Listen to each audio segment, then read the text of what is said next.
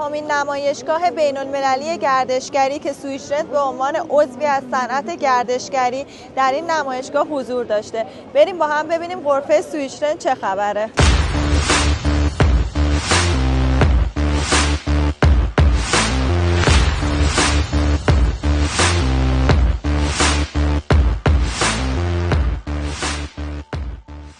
سویچرند در سراسر ایران حضور داره و خدمات اجاره خودرو رو با آسان‌ترین شرایط ممکن در اختیار شما میگذاره.